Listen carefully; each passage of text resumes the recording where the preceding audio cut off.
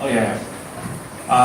Thank you for presentations. And I have questions about for Contentos and Carblock and other DF that's launching the projects in Ontology.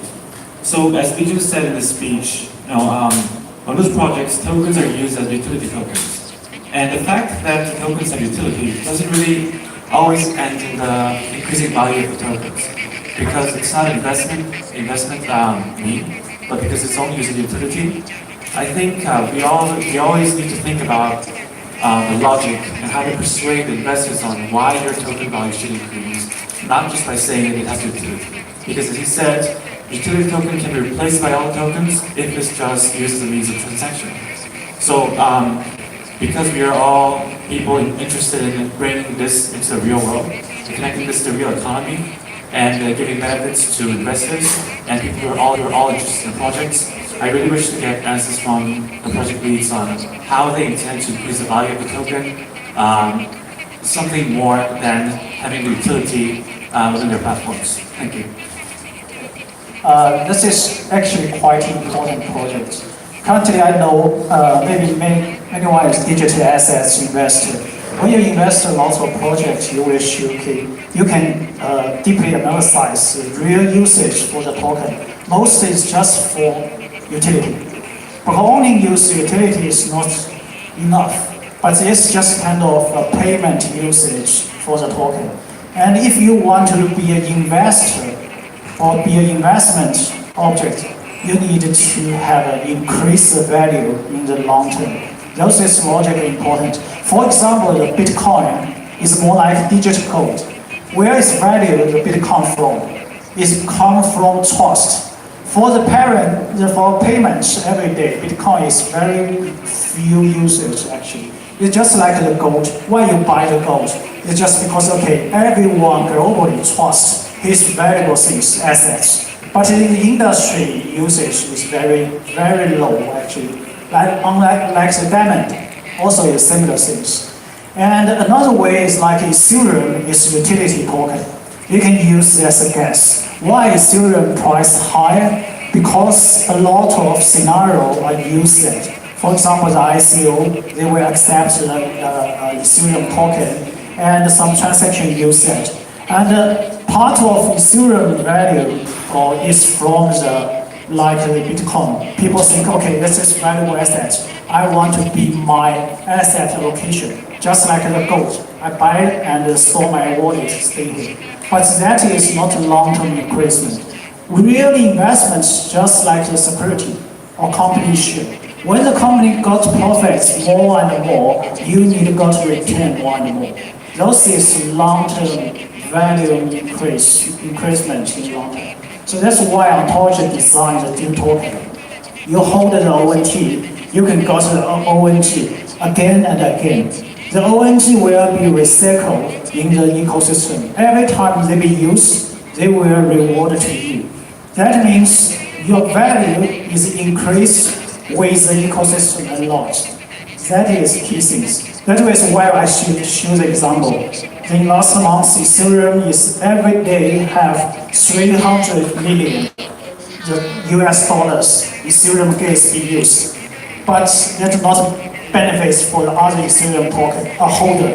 That is for the miners. The price have stable.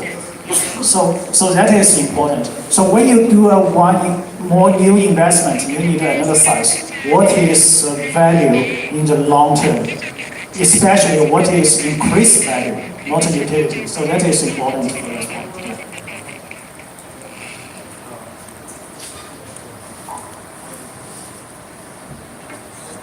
Hi, thanks for being here. My name is DJ. I'm from BlockSource, which is like a blockchain development sourcing company.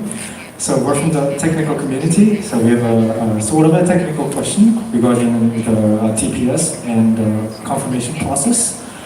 So if you have a random selection process for block finder of that block, so I was wondering, theoretically speaking, the only limit to the speed, TPS, would be the time it takes for the network communication and perhaps a consensus, right, which is done through voting and without the proof of work, right? And so I was wondering, theoretically it could be way above 5,000 to 10,000 TPS. So have you set a artificial limit on TPS by setting block size or block time, or is it just a network latency issue, the time that it takes for the network to communicate as a whole? Actually, the TPS increasement actually depends on several different the conditions. One is, of course, the consensus modules. Just like the VBFT, it's actually have a large candidate node, the group, and use VRF, just mentioned, random selection mechanism. They can easily to select different consensus small group to do the consensus every round quickly. That means you can cover the decentralized level. But you want to increase the TPS only the mechanism is not good enough. Sometimes you have a large block size and you need the store to the database, and also you need to verify the transaction. That also is the neck bottom for the TPS. For Ontology, how to implement, you can choose the next version. We have a parallel transaction verification mechanism, and we have to do a lot of enhancement for the database level. They can store the ledger very quickly to do that. But just mentioned, the 10,000 already to the limitation for single network.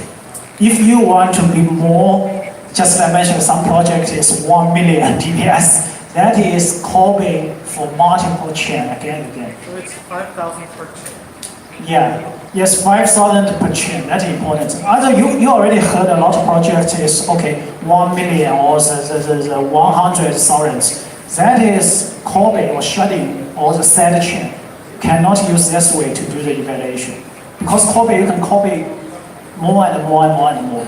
In one blockchain, 10,000 already is a limitation. Because you have a verification and the stored database. So that is things we need to focus on. Yeah. Okay. Have more question? Okay. And today we have prepared some food and drink. A lot of friends here and from the media, from the other investor, from